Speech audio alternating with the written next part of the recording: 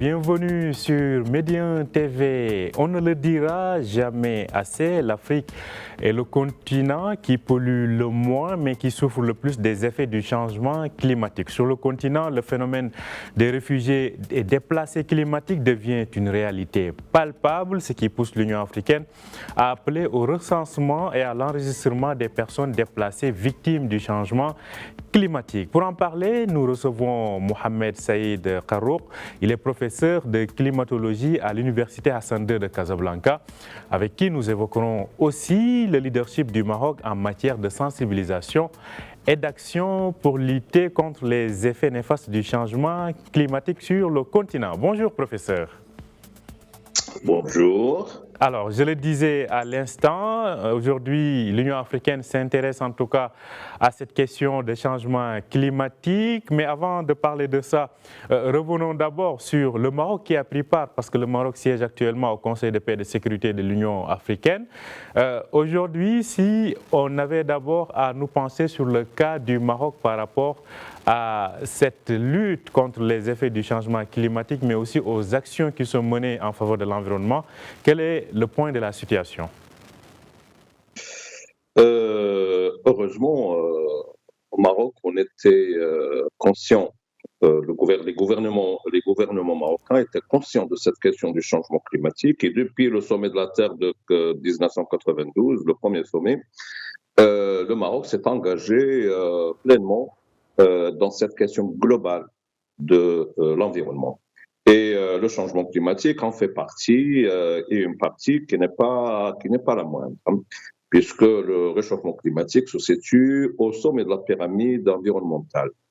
Et à partir de là, sur le point législatif, le Maroc avait commencé déjà par cette étape qui est fondamentale, mais aussi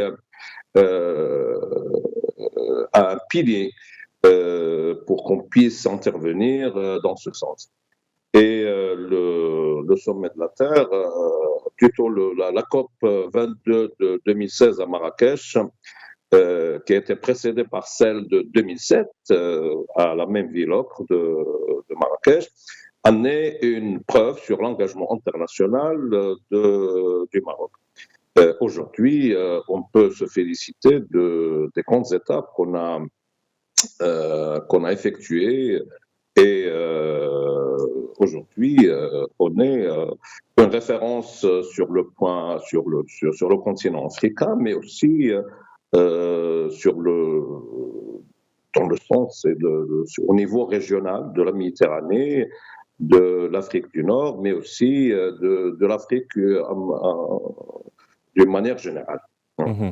Alors, quand on voit l'ensemble donc, des projets qui ont été réalisés, comme ce qu'on voit à l'écran à l'instant avec les projets Nour, entre autres, on sent que de l'effort a été fait. Qu'en est-il de la sensibilisation justement sur les effets du changement climatique?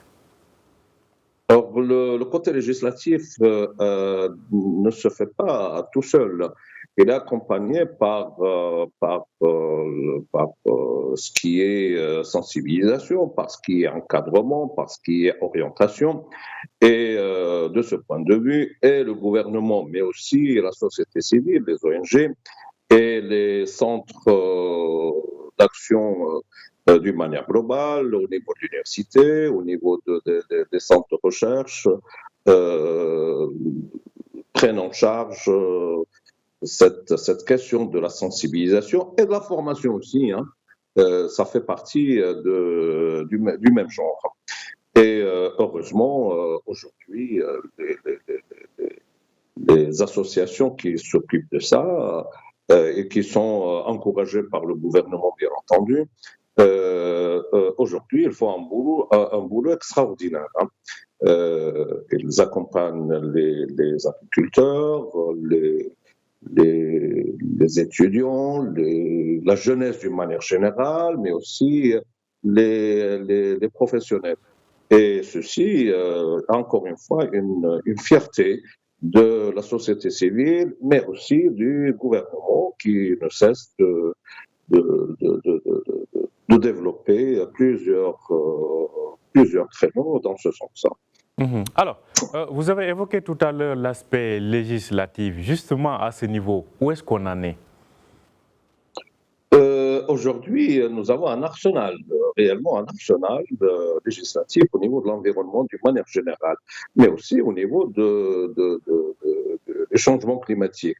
Sur le côté de la pollution, malgré que le Maroc ne pollue pas, hein, ne pollue pas sur la scène internationale.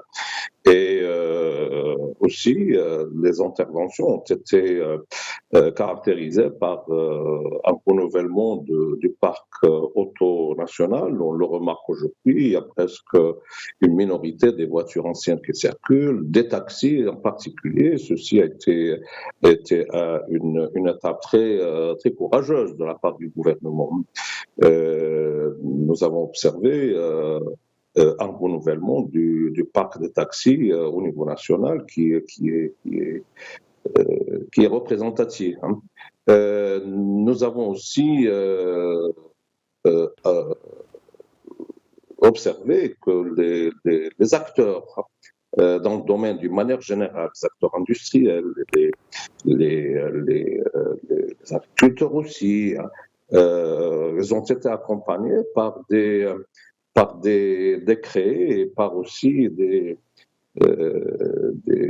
décisions gouvernementales qui vont dans ce sens. Par exemple, sur le plan de l'agriculture, le côté de l'économie de l'eau et l'utilisation de l'eau, principalement en irrigation, est une réussite remarquable. Le goutte à goutte, par exemple. Hein. Mais aussi plusieurs interventions dans le sens des choix des types d'agriculture qu'on fait au niveau national. Et ceci, bon, je ne dirais que ce que j'ai à la tête, mais je suis certain qu'il y a un très grand effort dans ce sens. Hein. Par exemple, aujourd'hui, les contrôles des, des- des endroits ou des sites sources de la pollution sont une question fondamentale de contrôle Alors, de il, l'environnement. Alors, il y a Oui, un autre volet aussi important de ce que nous allons voir ce matin, c'est au niveau continental, on le disait tout à l'heure. Qu'en ouais. est-il aujourd'hui?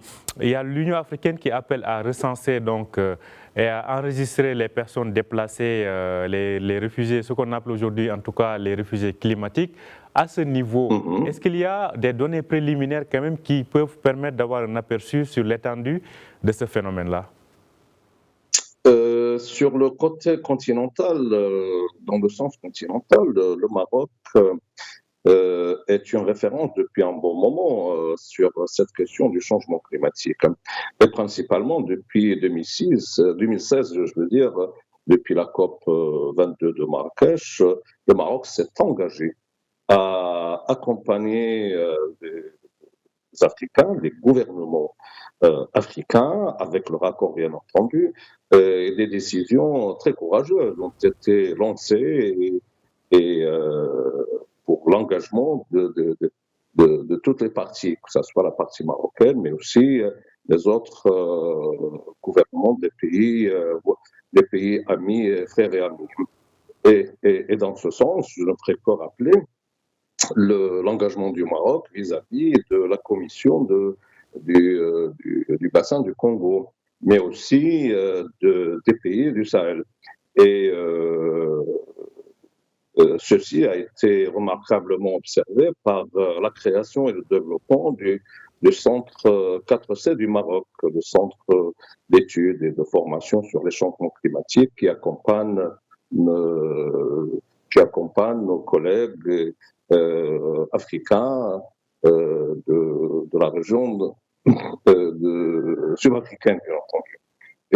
Mais aussi, il faut relever le programme, le 4A sur l'agriculture. C'est l'adaptation de l'agriculture en Afrique au changement climatique qui est un programme, si vous voulez, très ambitieux dans le sens et de la sécurité alimentaire au niveau africain, mais aussi de l'adaptation de cette agriculture au phénomène et à l'évolution du réchauffement climatique, parce qu'il faudrait rappeler que depuis un bon moment, il faut réellement plus parler du changement climatique, il faut parler du réchauffement climatique, d'un climat réchauffé qui s'est déjà installé et qui évolue dans son installation. Donc, nous avons un exemple très palpable, celui de ces 4 ou 5 dernières années, où une perturbation très remarquable s'était installée en Afrique du Nord, mais aussi en Afrique subsaharienne. Et nous avons observé que les déplacés climatiques ou les réfugiés climatiques deviennent de plus en plus nombreux et Alors leur question justement, par devient... rapport Oui. à ce phénomène de déplacés, de réfugiés climatiques, selon vous, dans quelle zone du continent les recense-t-on le plus aujourd'hui? Ou observe-t-on plus ce phénomène-là? Alors, j'avais déclaré il y a déjà 4 ou 5 ans sur le continent sud-américain que c'était à propos de l'Amazonie. J'étais invité à faire une conférence dans ce sens et la question et les manières comment on pourrait s'adapter en Amazonie. Alors, les mêmes questions s'appliquent aussi au Congo, au bassin du Congo. Il faudrait signaler que le réchauffement climatique dans cette région n'a pas de précédent. Et puisque c'était la zone, et le demeure d'ailleurs, la plus chaude de la planète. Et donc, avec un réchauffement climatique, il va devenir de plus en plus chaude. Et dans cette zone, il n'y a pas de référence à laquelle avec lesquelles on peut s'orienter, parce que elle était la zone la plus chaude du monde, elle devient la zone encore la plus chaude du monde. Et donc, c'est une première au niveau planétaire, et c'est aux Africains aussi d'inventer des solutions, des moyens via leur observation et leur intelligence. Hein. Justement, quels sont selon vous Oui. aujourd'hui les outils qui peuvent permettre, bon, on sait qu'en termes d'attente et de financement sur le plan international, les choses traînent, mais s'il y a des solutions africaines à ces phénomènes, selon vous, lesquelles devraient-elles être? La meilleure des solutions, c'est la prévention. Hein. La prévention pour faciliter l'adaptation. Si on sait que la région la plus chaude du monde devient encore plus chaude qu'il ne l'a été, il faut s'imaginer que tous les phénomènes climatiques et météorologiques, et ensuite ce qui s'impose via l'effet de ces évolutions soit dans le cycle de l'eau, soit dans la sécheresse particulièrement, mais aussi les inondations, surtout dans les villes et les grandes villes où les infrastructures sont dépassées aujourd'hui par ce qu'on est en train d'observer. Tout passera par se préparer à une adaptation efficace. Alors, et je commencerai par dire, le cycle de l'eau évolue avec une évaporation plus importante, mais aussi un retour de l'eau, pas forcément dans le même endroit de l'évaporation, peut-être ailleurs, et ça on ne peut pas l'identifier facilement. Donc il faut se préparer aux deux phénomènes, au manque d'eau en raison de l'augmentation de l'évaporation, mais aussi à ce retour abondant de l'eau quand il se réalise. Et dans ce sens, sur le plan agricole, en particulier, puisque c'est la sécurité alimentaire et la base de la stabilité, il faudrait réfléchir à des types de cultures qui sont mieux adaptés à une évaporation plus intense. Mais aussi dans les grandes villes, il faut aussi agir dès maintenant, si ce n'est pas déjà fait, tout d'abord à l'élargissement du réseau d'assainissement. Parce que le réseau que nous avons développé depuis le 19e et le 20e siècle, aujourd'hui n'est plus adaptable puisque le climat a évolué, le cycle de l'eau a évolué. Et donc, les missions pour lesquelles ont été faites ces réseaux, c'est dépassé. Il faudrait la réhabilitation de ces réseaux une dernière question. Pour se protéger des inondations particulières. L'adaptabilité sur le plan agricole. À ce propos, je rappelle que le Maroc fait partie des pays, en tout cas, qui font la promotion de ce volet-là. Mais en termes de architectural et de construction, assez rapidement, professeur, il nous reste quelques secondes. Que faudrait-il aujourd'hui faire sur le continent pour limiter l'impact de la chaleur sur les constructions? Alors, les constructions dans l'Afrique subsaharienne est plus ou moins spécifique à la région. Et les Africains sont les mieux outillés sur le plan intellectuel pour comprendre la manière avec laquelle ils vivent dans cette zone et dans leur habitation. Je dirais que la meilleure manière de s'adapter à la chaleur, mais aussi à la sécheresse, c'est d'utiliser des matériaux locaux et qui jouent un rôle d'isolation à la fois, mais aussi de la protection et de la chaleur, mais aussi du froid. Mais le froid ne s'impose pas de la même manière en Afrique. Et donc, le gros problème, c'est celui de la chaleur.